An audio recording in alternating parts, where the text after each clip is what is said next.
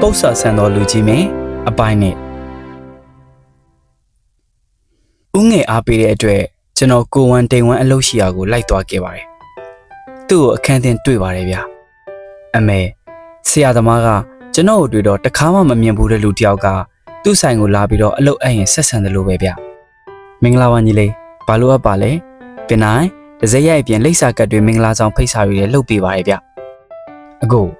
မနောက်ပါနဲ့ဗျ။တနေ့ရာကိုလိုက်ခဲ့ပါခင်ဗျားကိုတောင်းပန်ခြင်းလို့ဖိတ်စာကိုဘယ်လိုပုံစံမျိုးရိုက်ချင်လဲခင်ဗျဒီလိုမင်းမြန်းရတာကကျွန်တော်အလုံးမဟုတ်ပေမဲ့ဆိုင်ကညီမလေးတွေကထမင်းစားနေလို့ပါကိုဝမ်တိန်ဝမ်စိတ်တူအောင်မလုပ်ပါနဲ့ဗျာခင်ဗျားထမင်းမစားရသေးလို့ရှင်အတူသွားစားရအောင်လိုက်ခဲ့ပါညီလေးကဖိတ်စာမလို့ခြင်းသေးဘူးဆိုရင်အင်ကြီးတစ်စက်ရိုက်လို့ရပါတယ်ညီလေးမြင်ခြင်းဝတ်ချင်တဲ့ဒီဇိုင်းတွေအကုန်ရပါတယ်ဥပမာ Dance Gay Poster တို့ Go Sound Country တို့ဘာတို့ခင်ဗျားဗျာစော်ကားရက်တဲ့ကျွန်တော်စိတ်တူလာပါပြီဒီလိုတက်တက်အဆက်ခွဲတဲ့မှတ်ပြီးဒေါသထွက်လွန်လို့လှည့်ပြန်လာခဲ့ပါတယ်ဆိုင်ရှိရထားတဲ့ဆိုင်ကယ်ပေါ်ကိုခွပြီးဆက်နိုးနေတော့သူကျွန်တော်အနာကိုရောက်လာပါတယ်မျက်နှာကတော့ပြုံးဖြီးဖြီးနဲ့ဘလို့လဲဆရာကြီးဒေါသထွက်လာကြည်လားကျွန်တော်မှပြောစကားကုန်နေတယ်လို့ခံစားလိုက်ရပါတယ်တော်တော်မျက်နှာပြောင်နေသူဒါဟာလာကန်းလန်းတာလားပါလားပတ်ဝန်းကျင်တော့မသိနိုင်လောက်အောင်ဆိုင်ကယ်ကိုကားရခွပြီးငိုမိပါတယ်အခုမှကလေးလိုလာလုံနေနဲ့ကိုယ့်လက်ကြတော့ဘလို့ခံစားရလဲသိပြီလားကောင်းရဲ့လားခမ ्या ကြီးကြောင့်ဘလောက်ခံစားရလဲဆိုတာသိရလားကျွန်တော်ရှောင်နေရတာခမ ्या ပြောရဲလားဦးငယ်မျက်နှာထောက်ပြီးတော့လာတဲ့နာပေါ့ဦးငယ်ကလည်းကျွန်တော်ကြောင့်စိတ်မကောင်းဖြစ်နေတာအော်မင်းကမင်းဦးငယ်အကြောင်းပြောဖို့လာတာလားငါကျွန်တော်မှပတ်စံရှိပါတယ်ကျွန်တော်ကတထေးပါကျွန်တော်ကိုယူပါလို့လာပြောမယ်ထင်တာခမ ्या တော်တော်ပတ်စံမတဲ့သူပဲယော့ဒီမှာခမ ्या ကြိုက်တဲ့လောက်ယူလိုက်တော့ပြောဆူဆူနဲ့ခပတ်အိတ်ထဲကပိုက်ဆံအိတ်ကိုကျွန်တော်ပြစ်ပေးလိုက်ပါတယ်သူမျက်နှာချက်ချင်းပြောင်းလဲသွားပြီးကျွန်တော်ကိုစိမ့်စိမ့်ကားကားကြည့်လိုက်ပါတော့တယ်ညီလေးမင်းကကေးလားမသိဘူးဗျာခမ ्या ကိုပဲစိတ်ဝင်စားတယ်ခမ ्या ကဘာလို့ကျွန်တော်မျက်လုံးရှို့ရောက်လာလဲအခုမှတော့တားရမနေတော့ခမ ्या ကိုပဲစိတ်မှာဆွဲနေပြီစိတ်မှာတောင်ဆွဲနေပြီဟလားမင်းကအကြောင်းဘယ်လောက်သိလို့လဲသူ့အတန်ကခနဲ့တာမှာစကားချူတယ်လို့ကျွန်တော်ကိုပြောပြမှုတဲ့အတန်တွေဘယ်ရောက်ကုန်တာလဲသိတယ်ခမ ्या အကြောင်းအကုန်စုံစမ်းပြီးပြီခမ ्या ဘီသူကနဲ့ကြောင်းပြီးတော့ graphic လုပ်နေတာအစားစုံစမ်းပြီးပြီဘာလဲတိုက်ပုံမဆွဲတတ်လို့လားကျွန်တော်စကားဆုံးတော့သူရေပါတယ်ဘာကြောင့်ရေလဲကျွန်တော်မသိပါကျွန်တော်စော်ကားမိပြန်ပြီလားမင်းကအကြောင်းမသိပါဘူးမင်းကငယ်ပါသေးတယ်ကဲဆရာသမားပြန်တော့ငါတတိယငါ့ကိုအမြင်ဆောင်နေတော့မယ်ဟိုမှာတွေ့လားကလေးမတွေမှန်ကန်နေရနေပြီးတော့ဆက်စုနေတာမင်းရှက်တတ်တယ်ဆိုရင်တော့အိမ်ပြန်ပြီးတော့ငှောက်အောင်မိလိုက်တော့ခံရခက်တဲ့စကားလုံးတွေပါမျက်နှာတစ်ချက်မပြတ်ပဲဘလို့လို့ပြောထွက်နေရတာလဲရက်ဆက်လာကြည်လားခမ ्या ရောကျွန်တော်အကြောင်းပါသိလို့လဲတိတ်တိတာဗောလူလေးရာဘာလဲပွဲရုံပိုင်ရှင်သားဆိုပြီးတော့လာကြွားတာလားပြန်ပါနေပူတယ်ခမ ्या ဘူးမပါပါဘူးခမ ्या နောင်တရရစီရမယ်စောင့်ကြည့်ထားကျွန်တော်စကားလေးအဆုံးကျွန်တော်ဆိုင်ကယ်လေးအထွဲဆိုင်ကယ်ကိုစိတ်ရှိတိုင်းမောင်းထွက်လာခဲ့ပါတော့တယ်ခမ ्या နောင်တရစီမယ်ဆိုတဲ့စကားကိုဘာရည်ရွယ်ချက်မှမပါပဲပြောခဲ့ပေမဲ့ဆိုင်ကယ်ရှုပ်တဲ့မန္တလေးလမ်းမထက်ကဆိုင်ကယ်သမားရဲ့ဆဲဆူတန်းကိုချပြီးသူနောင်တနည်းနည်းတော့ရနေလောက်ပါပြီဆိုင်ကဝန်ထမ်းတွေထမင်းလွတ်လွတ်လပ်လပ်စားရအောင်သူ့တောင်မဟုတ်ပဲကူညီတတ်တဲ့သူ့အသေးကအဲ့ဒီလောက်ထိမမပါဘူးကျွန်တော်သိပါတယ်ပွဲရုံကိုရောက်တော့ဦးလေးကိုမအိုကေရတဲ့အကြောင်းပြောပြီးဘာမှမဖြစ်ခဲ့တဲ့အောင်နေပြရသေးတယ်ခက်လိုက်တဲ့ feeling ပဲအသက်ကွဲတီကိုလူမမြင်အောင်ဟန်ဆောင်စွာနေနီးဆိုတဲ့စာအုပ်များမရှိကြတော့ဘူးလားဗျာနောက်တစ်နေ့သူ့နောက်ကလိုက်ချောင်းရကနေ82လမ်းမှာနေတဲ့သူ့အိမ်ကိုတီးခဲ့ရပါတယ်ကျွန်တော်လည်းချက်ချင်းပဲသူ့နောက်ကလိုက်ပြီးသူ့တိုက်ခန်းတကားကိုထုလိုက်ပါတယ်သူ့တကားလာဖွင့်ချိန်မထင်မှတ်ထားတဲ့ဧည့်သည်ဖြစ်နေလို့အံ့ဩသလိုရှိပေမဲ့အမှုအရာတစ်စက်မှမယိုယွင်းနေပါ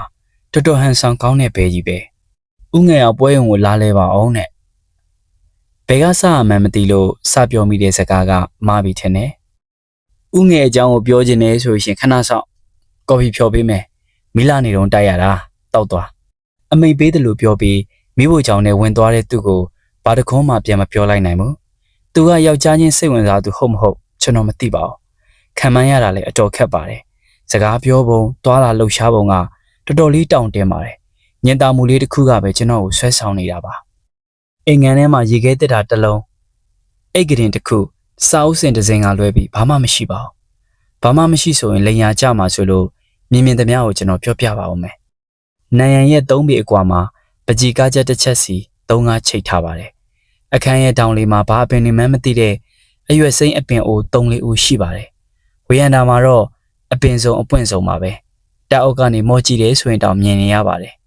အားလုံးကိုတက်ရက်စွာထားတာပါကျွန်တော်ဆိုနေနိုင်မယ်မထင်ဘူးဒီလောက်တက်ရက်လည်းမနေဘူးပါဘူး10မိနစ်ခန့်အကြာမှာကိုဝမ်တိန်ဝမ်ကော်ဖီခွက်2ခွက်ကိုကင်ပြီးတော့ထွက်လာပါတယ်ဟိုနေ့ကဘာကိစ္စကြောင့်ဆိုင်ကယ်ကိုအသက်ကိုမောင်းသွားရတာလဲတိုင်းမင်းဘယ်နဲ့လုံးမလဲတွေ့တယ်မလားသူအသေးတွေဒီလောက်မမပါဘူးလို့ကျွန်တော်ကသူပြောတာကိုမကြားချင်အောင်ဆောင်နေလိုက်ပါတယ်တကယ်ကခမားစီမှာ queue site ခံကျင်လို့ပြလို့ပြောလိုက်ရမှာအော်ပကြီးကားကြီးကြက်ရလားနှကားကိုဆွဲတာအလဲရကားကဆရာခင်မောင်ဆန်းမန္တလေးရဲ့ကားလေအကိုဆရာဆိုလည်းမမဟုတ်ပေါ့အကိုကသူ့စာအုပ်တွေလေ့လာပြီးတော့ပကြီးဆွဲလေ့ကျင့်ခဲ့တာဆရာလက်ရာတွေကတိတ်လာတယ်ဘာဘာကြည့်ကြည့်ပဲအားလုံးကရေဆေးပကြီးတွေပုံတွေကလှတာတော့မှန်ပါတယ်ကျွန်တော်မကြည့်တတ်ပါဘူးသူရေဆေးဆိုလို့သာရေဆေးမှန်းသိရတာမိုးလင်းမိုးချုပ်ကွန်ပျူတာရှေ့မှာ graphic ထိုင်ဆွဲရတာတောင်မမောနိုင်မပန်းနိုင်မဲ့ဒီလူကဘယ်တော့မှပကြီးကိုတင်လိုက်ပြန်လာတယ်အကိုကအာခီလေပကြီးဝါဒနာမှာပါလို့ရှိရင်ဒီဇိုင်းဆွဲဖို့လည်းမဖြစ်နိုင်ဘူးကျောင်းအတွက်လိုအပ်လို့ဆရာတယောက်စီမှာ perspective တွေတွားလေ့လာရင်လည်းသူကပကြီးဆွဲဖို့တိုက်တွန်းတာနဲ့ကိုလည်းဆွဲပြသွားတာအကိုပြောလို့ဝပြီလားကော်ဖီပွဲရုံကလူကိုကော်ဖီဖြော်တိုက်တဲ့ခမရဲ့ idea ကတော့တော်တော်ကောင်းတယ်ခနဲ့ပြန်ပြီလားကိုလက်ရဓမယန်စီဒီပုံကိုကြည့်ပြီးတော့တနေ့ကတိုက်ပုံမဆွဲတတ်လို့လားလို့ပြောခဲ့တာကိုမင်းနဲ့မှတော့ဒါမရဘူးလား။အော်ခမကချီးကျူးခံကျင်တာကိုတော်ပါတယ်ဗျာတော်ပါပြီတဲ့။ကျွန်တော်စကားအဆုံးမှာသူထိုင်နေရကနေထသွားပြီးတကားကိုဖွင့်လိုက်ပါတယ်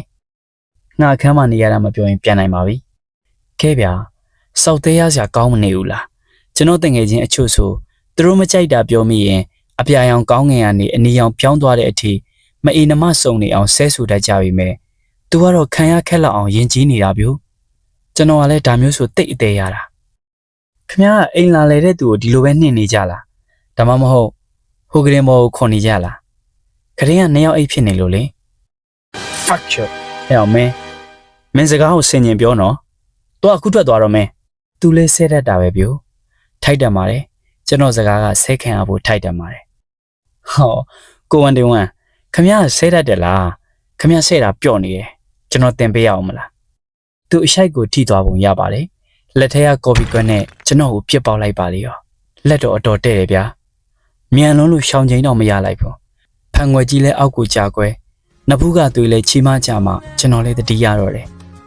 ကျွန်တော်ကဘလို့မှမနေပေမဲ့သူကတော့ကျွန်တော်စီကိုပြပြတလဲရောက်လာပြီးနဖူးပေါ်ဝဲကျနေတဲ့ကျွန်တော်စပင်ကိုပင့်ကြည့်ပါတယ်